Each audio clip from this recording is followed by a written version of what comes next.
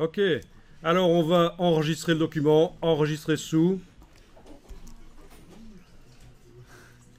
Je vais l'appeler document 12. Ensuite, je vais l'enregistrer à nouveau, mais en changeant radicalement le nom. Enregistrer sous.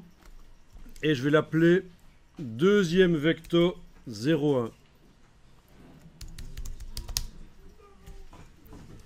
Donc c'est une deuxième vectorisation qu'on va faire ici. Et dans ce document deuxième vecto, je supprime les deux chats. Voilà. Le backup aussi, on n'en a pas besoin. Pourquoi est-ce que j'ai pas fait un nouveau document? Parce que j'aurais dû refaire un damier de transparence. Comme ça, j'ai récupéré directement le damier de transparence du premier document, vous voyez? Parce que si je fais un nouveau document, là, ok, et que je demande d'afficher le damier de transparence, c'est le vieux damier de transparence pourri. Donc le fait d'avoir fait un nouveau document en enregistrant, et en plus, dans le nuancier, ici, j'ai les motifs et les dégradés que j'avais été choisir précédemment. Ils sont là. Alors, on va importer une autre image. File, place, fichier importé. J'ai oublié qu'on était dans la version française, donc c'est fichier importé. OK. Une autre image. Donc, du dossier. Vous vous souvenez qu'on avait des images. J'ai ici un chameau, par exemple. Voilà. Importer. Cliquer et glisser sur ma page A4 au moment où je l'importe pour lui fixer sa dimension.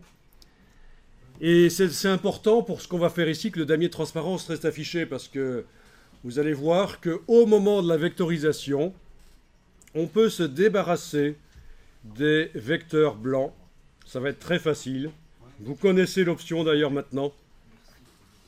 On va dans la palette vectorisation de l'image. On coche la case aperçue. Et on coche « Ignorer le blanc ». D'office, ce qui est blanc n'est pas pris en compte. Ça ne créera pas des vecteurs. C'est ça que vous avez eu tout à l'heure quand on a créé des vecteurs la première fois. On n'avait pas coché cette option et on avait eu plusieurs objets. C'était des objets blancs autour de mon objet noir. Mais ici, la vectorisation ne va pas les générer. Parce que vous cochez « Ignorer le blanc ». C'est une bonne chose à faire. Alors, voyons un peu par rapport à l'image originale ce que ça dit ici. Ouais. La queue change un peu, il y a des choses qui changent. Le seuil peut me permettre de corriger les choses, on avait vu.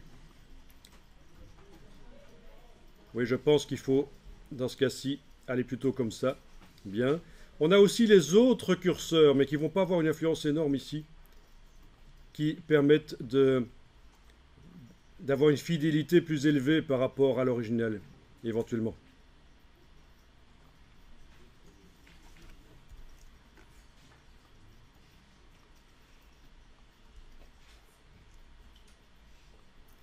Vous pouvez les tester un peu si vous voulez. Sur une image plus complexe, avec plus de niveaux de gris, ce sera plus intéressant, ces options, ces trois options, tracé, angle, bruit. Ok, une fois que vous avez votre vectorisation dynamique, vous pouvez la décomposer, objet, vectorisation, décomposer, vous avez des vecteurs, vous en faites ce que vous voulez, vous mettez des motifs, ce que vous voulez. Sachez qu'il y a des motifs avec de la transparence, évidemment, ça se voit, mais donc il faut les utiliser avec parcimonie, les motifs avec transparence. En fait, il faut les utiliser avec un autre fond derrière. Ok, je peux aller chercher à nouveau des motifs dans les palettes spécialisées, dans la bibliothèque en bas à gauche.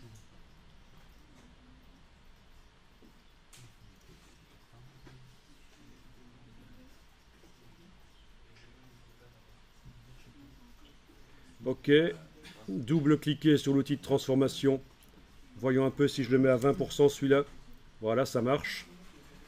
Donc, bizarrement, maintenant, ça marche. Hein. Donc, c'est pas... il devait y avoir un petit bug tout à l'heure.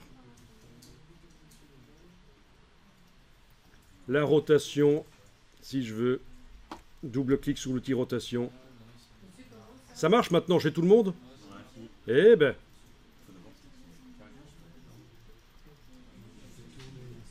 oui, alors attention à quelque chose, hein.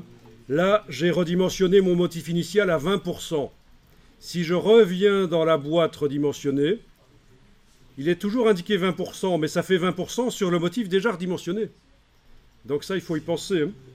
Si vous voulez le faire revenir à son état initial, 20%, c'est le cinquième de 100%. Il faut donc que je mette 500% si je veux le revoir à la taille qu'il avait au tout début. C'est logique, hein? Il faut réfléchir comme ça. Si vous le mettez une première fois à 20%, il est 5 fois plus petit. Vous revenez dedans, vous le voulez comme il était avant, ben mettez-le à 500%, c'est 5 fois plus grand. C'est comme ça qu'il faut réfléchir, c'est parce que la boîte ne se remet pas à zéro.